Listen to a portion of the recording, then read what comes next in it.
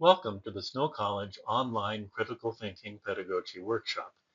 In this presentation, I want to talk about critical thinking not just as an aspiration, but as something that we can define, teach, practice, and assess with precision.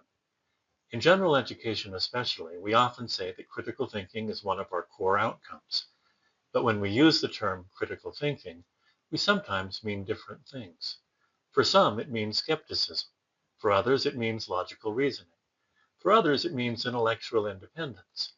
And for still others, it just means thinking deeply. Today, I want to move us toward a shared vocabulary and structure, not to try to standardize creativity, but to make our teaching more intentional. This workshop will move through three layers. First, an explanation of why students fail to think critically, even when they are capable of doing so. Second, a research-based framework that defines 6 core critical thinking skills. Third, some practical suggestions for designing assignments and structuring classroom activity. As you watch, I encourage you to pause occasionally and consider how each concept applies to your own discipline. Let's start with something easy. Look at this image and describe the man's emotional state. Most people immediately say angry, furious, enraged, or something like that. And that's almost certainly correct. But notice something important about what just happened.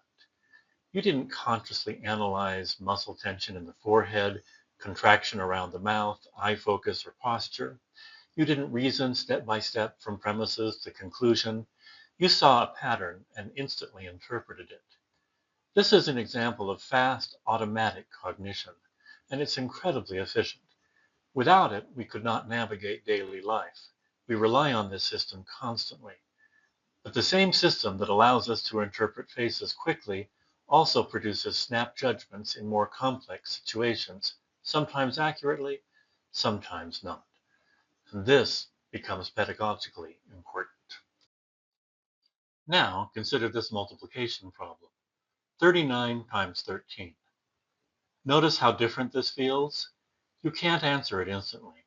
You likely have to decompose it. Multiply 39 by 10, multiply 39 by 3, add them together. You engage in rule-governed reasoning. This is slower cognition. It's deliberate. It requires working memory. It's effortful. And it is precisely the mode of cognition that critical thinking requires. Now consider the bat and ball problem. A bat and a ball cost $1.10. The bat costs $1 more than the ball. How much does the ball cost?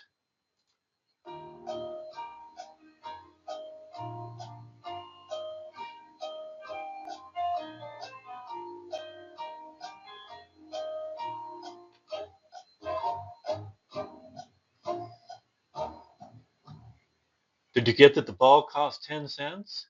Most people do. It feels obvious. It's the sort of obvious problem we can solve without a concerted effort. But it's the wrong answer. If the ball cost 10 cents, then the bat would cost $1.10, and the total would be $1.20. The correct answer is 5 cents. This example is powerful, not because it is difficult, but because it reveals something about cognition. The intuitive answer always feels right. Confidence appears instantly, but the correct answer requires slowing down and checking the arithmetic. Students often make mistakes not because they lack intelligence, but because they fail to engage that slower checking mechanism. That's not a character flaw, it's a cognitive default. In his book, Thinking Fast and Slow, Nobel Prize winning psychologist Daniel Kahneman describes our two cognitive processing systems. System one is fast, automatic, associative, emotionally responsive, and relatively low effort, like looking at a man's face and discerning his emotional state. System two is slower, analytical, rule-governed, reflective, and effortful, like calculating 39 times 13. Both systems are essential. We can't live in constant system two mode. If we had to engage our slow reasoning process every time we needed to make a decision, we would probably be eaten by a more decisive predator before we ever decided what to do. But critical thinking requires deliberate engagement of System 2 when a problem demands it. And here's the rub. Students don't automatically know when a problem requires System 2 thinking. Many of the problems they face are like the bat and ball problem. They have easy, accessible System 1 solutions, which are, as H.L. Mencken quipped, neat, probable, and wrong. Students don't just need to know how to think critically, they also need to know when to think critically, when their quick thinking process is not going to be up to the task of making good decisions. And as educators, we need to design assignments and orient discussions that help them learn when to signal their brains to make the switch.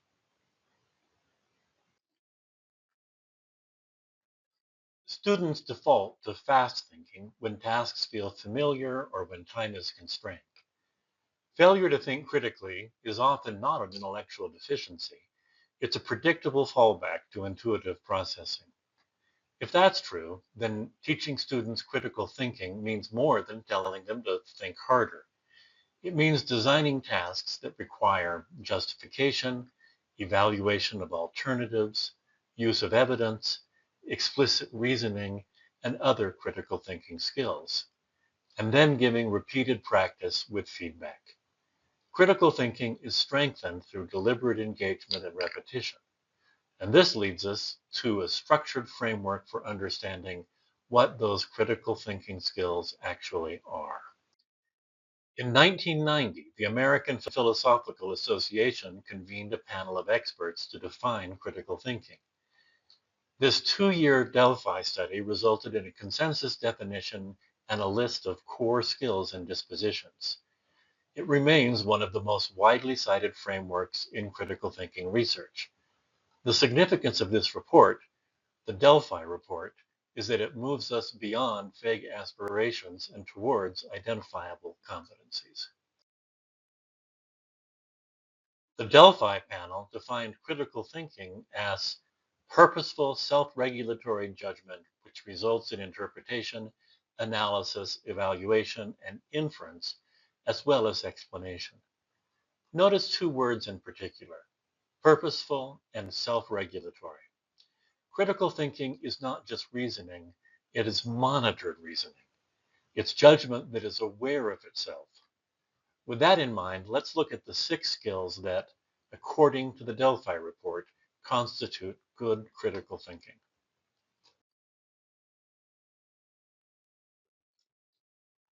The 6 core critical thinking skills identified by the Delphi report are interpretation, which means both decoding language and context, but also framing a text in ways that make it possible to recognize patterns and test hypotheses. Analysis, or breaking arguments down into their constituent parts and evaluating their effectiveness as part of a whole. Evaluation, or assessing the credibility of sources, the appropriateness of evidence, and the effectiveness of arguments. Inference, or moving from what is said to what is not said but can be reasonably assumed from a set of facts or arguments. Explanation, or synthesizing different aspects of a problem and presenting your conclusions to other people.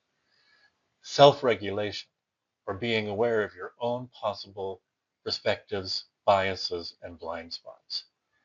Let's look at each one of these elements more closely with an eye towards incorporating them into our courses. The first critical thinking skill is interpretation.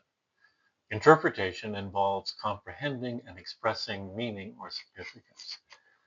One of the most powerful interpretive tools we use in teaching is classification. Classification systems shape meaning. Let me demonstrate. On this slide, we can see a set of events that happened in early United States history. The Whiskey Rebellion, the Alien and Sedition Acts, the First National Bank, the Louisiana Purchase, the Embargo Act, the War of 1812, the Erie Canal.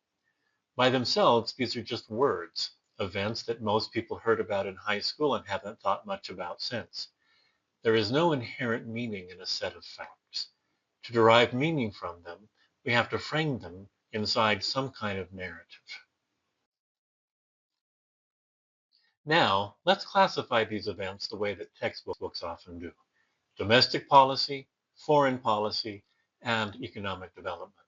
This works. It's clean and intuitive, and students can file each event into the proper category. But notice what this structure does. It presents these events as separate kinds of problems, some internal, some diplomatic, some economic. It organizes them efficiently, but it doesn't really encourage them to mean anything. It doesn't gesture to any deeper pattern. Now, reclassify the exact same events through a different lens, the concept of federal power. We'll ask a single question. Did this event expand federal power, or did it challenge or decrease federal power in some way? Suddenly, a pattern emerges. The First National Bank expanded national authority. The Louisiana Purchase expanded executive power. The Embargo Act extended federal regulatory reach. The construction of the Erie Canal gave the federal government considerable power over infrastructure projects. On the other hand, the Whiskey Rebellion, when corn farmers revolted over a per-gallon federal tax on distilled spirits, tested the federal taxing power and soon had to be repealed. The Alien and Sedition Acts caused such a backlash when they were passed that the party responsible for them never won a national election again. The War of 1812 exposed the young republic's military weaknesses. Patterns start to emerge and meaning starts to be created. The events did not change, but the story did. The classification system changed and interpretation changed with it. This illustrates something fundamental about teaching. Classification systems are powerful because they impose order and reveal patterns, but they also shape the questions students are able to ask. When we teach students to recognize and question classification systems, we are teaching them how interpretation works. Classification systems impose order. They make complexity teachable. They reveal patterns. But they also highlight some patterns while hiding others. They can create false boundaries. They can make one narrative feel inevitable. This doesn't mean that we need to abandon classification. It means that we need to make classification systems visible. When you introduce a framework, tell students, this is one way to organize this material. Ask them what other ways it might be organized. This small gesture invites interpretive awareness.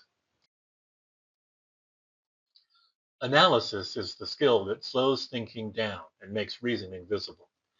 It requires students to move beyond surface impressions and identify how ideas, claims, and evidence are connected. When students analyze, they distinguish assertions from support, uncover assumptions, and trace the logical structure of an argument. This process is essential because persuasive language, data displays, and confident delivery can mask weak reasoning. Analysis teaches students to ask, what is the claim? What evidence supports it? How do the pieces fit together? By making relationships explicit, analysis provides the structural foundation for evaluation and sound judgment. Without analysis, critical thinking can't move beyond intuition. When we talk about analyzing arguments, we need to talk about Cicero, the ancient Roman lawyer and politician and contemporary of Julius Caesar, who codified much of what we today call rhetoric. Cicero rose to prominence as the greatest orator in Rome and as the defense attorney of choice for those who were facing trial for serious crimes. He was so successful that he wrote several manuals for orators that are still used today. One of Cicero's major contributions to rhetoric was the principle of stasis.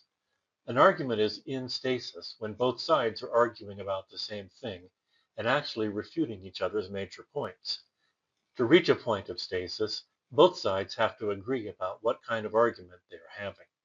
Cicero identified four different kinds of things that people can argue about: definitions, facts, values, and policies.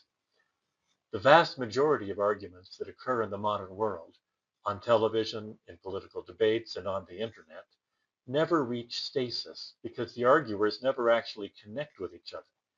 Somebody will offer a definition and somebody else will argue a value, and the parties shout a lot, but argue very little. Analyzing arguments starts with understanding the kind of argument being made.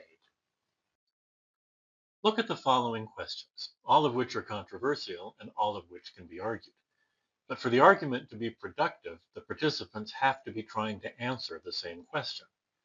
A question of definition, like should excessive social media use be classified as an addiction, must be debated through a process of shared definition building. To make this argument, the two sides have to come to an agreement about what constitutes an addiction. Once a definition is agreed on, then the argument can be conducted with claims of fact and value. But no fact or value can establish a definition that all sides will accept. One of the standard aphorisms of formal debate is that whoever gets to define the term wins the debate. This doesn't always happen, but it usually does.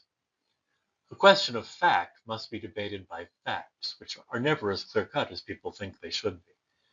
It's possible to find data on how much time people spend on social media, how many words they write per month, how many ads they see, etc. By themselves, facts are fairly weak evidence for value and policy claims. But when facts are woven together into stories, the result can be powerful. Questions of value usually fall into one of two camps: moral, what is good, and aesthetic, what is beautiful. Value claims are very hard to defend or dispute. People's values vary for a wide variety of reasons. But once people establish shared values, and it's very rare for two people to have no values in common, other values and policies can be asserted as proceeding logically from those shared values. Questions of policy involve definitions, facts, and values, but they also have one more consideration: will it work? Many government policies are based on perfectly good values or on trying to solve perfectly legitimate problems.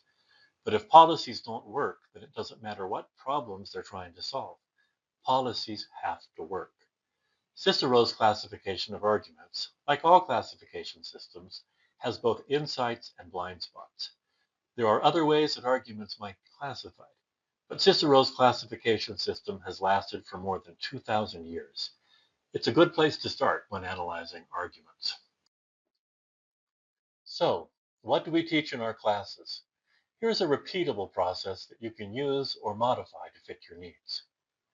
First, isolate the specific claim. Second, determine what type of claim it is.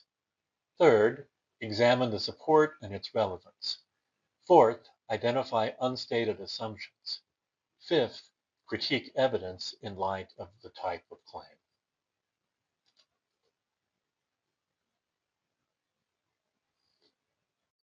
Now you give it a try. Here's a brief argument about social media.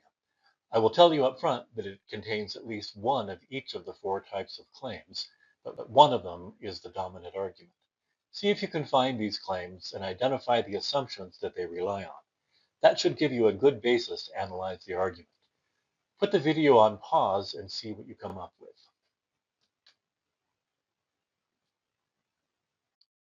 How'd you do? Here's what I came up with. The first claim, that social media has become a corrosive force, is a clear claim of value. It's also a highly debatable claim. One could make exactly the opposite argument, that social media makes people more connected to a much wider variety of people than they could know in their hometowns. One might just as easily argue that social media is a social connective rather than a social corrosive. There are a lot of value judgments bound up in the next sentence, but these are still claims of fact: that social media encourages superficial relationships, rewards vanity, and distracts young people from other valuable pursuits. There are ways to support these arguments with facts, but it would take some digging. The claim highlighted in orange is a claim of definition. It depends entirely on the definition of addiction, but the speaker simply assumes that this definition is true rather than giving us any reason to accept it. The final, green claim is the core of the argument. It's a policy claim that legal limits should be placed on social media use by minors. And here is the fundamental weakness of the argument. It is a claim of policy that is primarily supported by assertions of value. The unstated underlying assumption here is that legal prohibitions on social media actually work. But there's no reason to think that this is true, and plenty of reasons to think that it might not be. We are drowning in information while starving for wisdom. The world henceforth will be run by synthesizers, people able to put together the right information at the right time, think critically about it, and make important choices wisely. That observation comes from the Harvard biologist Edward O. Wilson. What Wilson is really pointing to here is the central challenge of the modern information environment. We have unprecedented access to data, opinions, research, and claims of every kind. But access to information does not automatically produce understanding or good judgment.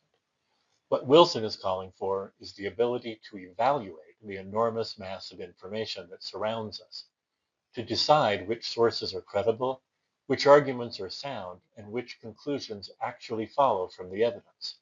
In other words, he's describing the critical thinking skill of evaluation. Evaluation is the moment when critical thinking moves from understanding an argument to judging its strength. After students have analyzed a claim and identified its structure, they must determine whether the reasoning actually works. This involves asking key questions.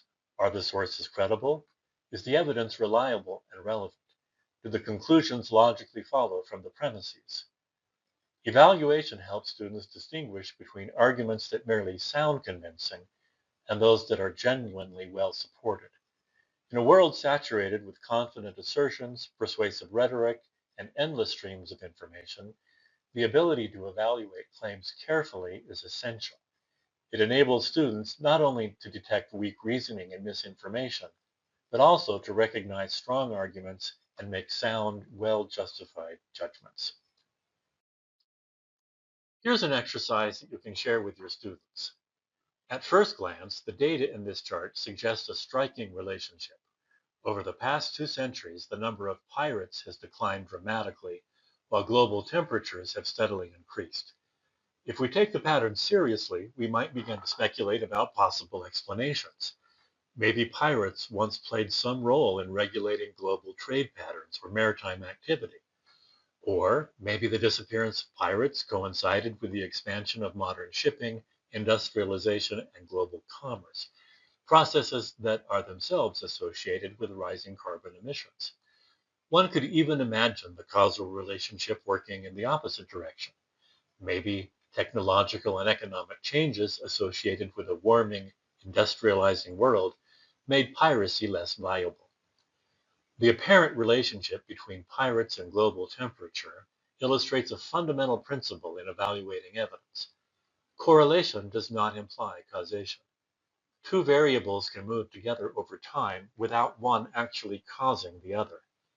In this case, the correlation is almost certainly spurious, an accidental alignment of two unrelated historical trends. There's a certain System 1 feeling of rightness to correlations like this.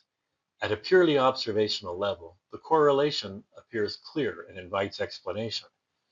Major public policies have been based on correlations no more convincing than this one. This is why it's so crucial to evaluate evidence critically. The website at the bottom of this page, Tyler Vigen's spurious correlation site, contains hundreds of examples of similar correlations that make excellent examples for class discussion. The fourth skill mentioned in the Delphi report is the skill of drawing reasonable conclusions that are supported by evidence, even when those conclusions are not explicitly stated. Much of the time, the most important ideas in a text, data set, or argument are implied rather than directly spelled out. Students, therefore, need to learn how to move carefully from what the evidence says to what it suggests. This requires asking questions like, what does this evidence point towards? What conclusion best fits the information we have? What other explanations might also be possible? Inference is not guessing. It's disciplined reasoning based on available evidence. When we draw inferences, we generally rely on two major forms of reasoning, deduction and induction. Deductive reasoning moves from general principles to specific conclusions. If the premises are correct and the reasoning is valid, the conclusion must be true. Inductive reasoning works in the opposite direction. It moves from observable patterns in evidence towards general conclusions about the world. Those conclusions are not certain, but they can be highly probable if the evidence is strong. In everyday reasoning, in science, and in scholarship, we consistently move back and forth between these two methods as we try to draw responsible conclusions from the information available to us. Nearly every Sherlock Holmes story or modern adaptation contains at least one scene in which the detective amazes his audience by making a string of extraordinary inferences from a common object. Here's a famous example from The Blue Carbuncle. In this passage, Holmes examines an ordinary hat and uses small details, its size, condition, wear, and repairs, to infer a surprising amount about the owner's life. From the hat's large size, he concludes that the man is highly intellectual. From its once expensive quality, he infers that the owner had recently been well-to-do. From its current shabby condition, he deduces a recent decline in fortune. The hat's neglect suggests a loss of foresight and self-discipline, which Holmes interprets as possible evidence of alcohol's influence. And the fact that it has not been brushed off in weeks causes Holmes to speculate that the man's wife no longer loves him. What makes the passage significant is not that Holmes guesses wildly, but that he moves step by step from observable evidence to increasingly probable conclusions, demonstrating the careful process of inference that lies at the heart of critical thinking. The fifth skill, explanation, is the stage where understanding becomes visible. It's one thing to arrive at a conclusion internally, but it's another thing entirely to communicate that reasoning clearly to someone else. When students are asked to explain their thinking, they must organize the evidence, identify the steps in their reasoning, and show how their conclusion follows from the information available. In many ways, explanation is the test of real understanding. If we truly understand an idea, we should be able to articulate how we reached it and why it makes sense. If we can't explain it, our understanding is often incomplete. Teaching students to explain their reasoning, therefore, helps them move beyond simply giving answers to demonstrating the thinking that produced those answers. One of the most effective ways to develop students' reasoning is to design assignments that require them to explain their thinking rather than simply provide answers. For example, instructors can ask students to clearly state their main conclusion before presenting the evidence that supports it.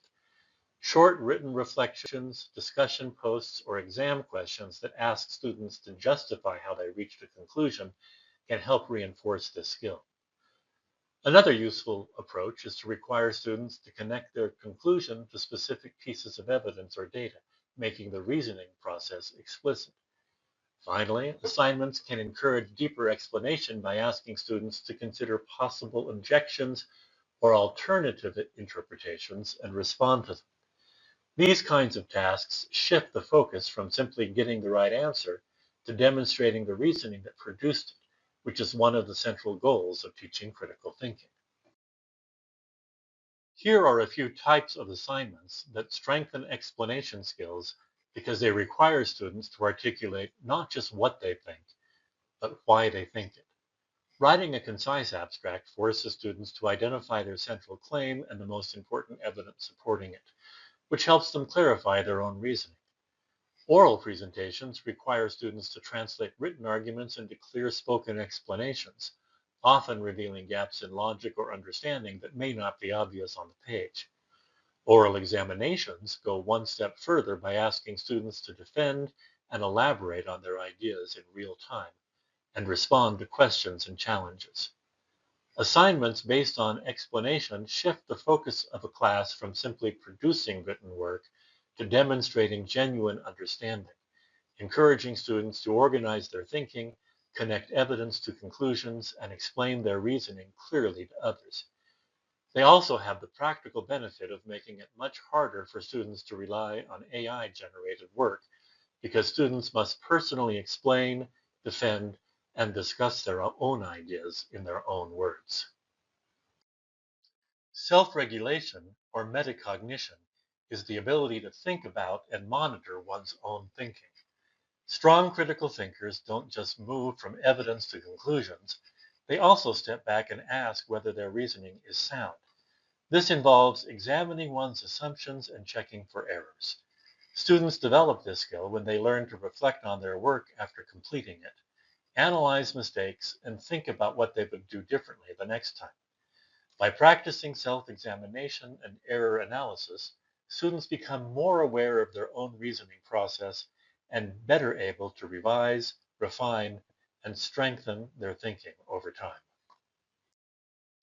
Self-examination is a key part of self-regulation because it requires students to step back and critically evaluate their own thinking.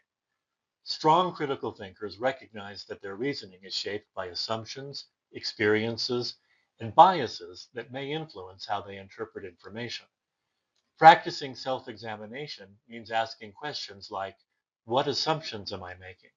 Am I favoring evidence that confirms what I already believe? And are there limitations in the sources I'm relying on? It also requires intellectual humility, or the willingness to acknowledge that one might be wrong.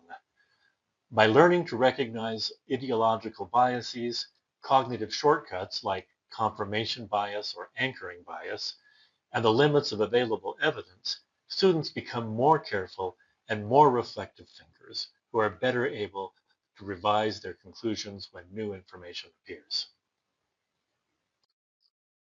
Teaching critical thinking is most effective when it is approached deliberately and consistently. Faculty should be intentional, clearly telling students when they are learning critical thinking skills and how those skills fit together. They should also model good thinking by demonstrating how experts analyze evidence, evaluate claims, and revise their conclusions. At the same time, instructors must remain encouraging, recognizing that critical thinking requires slow, effortful system two thinking, and that students often find this difficult at first. Finally, teaching critical thinking requires persistence. These habits develop gradually through repeated practice, reflection, and feedback across many assignments and courses. When instructors constantly apply these principles, they help students develop not just academic skills, but durable habits of mind that will serve them well throughout their lives as thinkers, professionals, and citizens.